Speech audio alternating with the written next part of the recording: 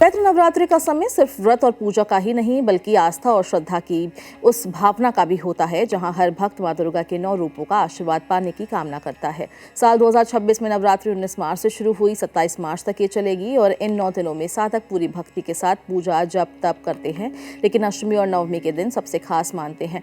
इन 2 दिनों का महत्व इसलिए भी है ज़्यादा क्योंकि इसी समय कन्या पूजन किया जाता है। मान्यता है कि छोटी कन्याओं में मां दुर्गा का स्वरूप बसता है, इसलिए उनका पूजन करना देवी की पूजा के बराबर माना जाता है और यही कारण है कि इस परंपरा को बेहद श्रद्धा के साथ निभाया जाता है।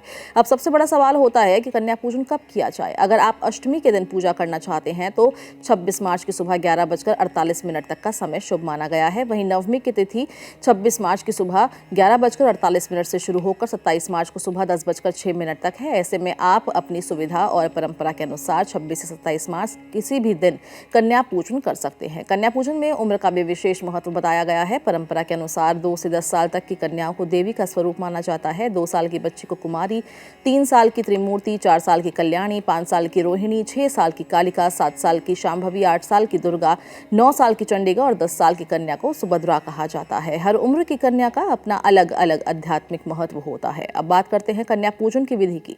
इस दिन सुबह स्नान करने के बाद पहले मां दुर्गा की पूजा करें। इसके बाद कन्याओं को आदरपूर्वक घर बुलाया जाता है।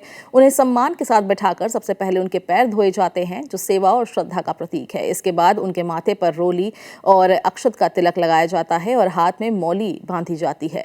कई लोग उन्हें लाल चुनरी भी उड़ाते हैं, जो शुभता का प्रतीक मानी जाती है। पूजा के बाद कन्याओं को प्रसाद के रूप में पूड़ी, चना, हलवा, खीर या फल खिलाए जाते हैं। एक और खास परंपरा ये है कि 9 कन्याओं के साथ एक छोटे बालक को भी भैरव के रूप में बुलाया जाता है। इसे पूजन का अहम हिस्सा माना जाता है। अंत में कन्याओं को अपनी श्रद्धा के अनुसार उपहार, कपड़े या दक्षिणा देकर उनसे आशीर्वाद लिया जाता है।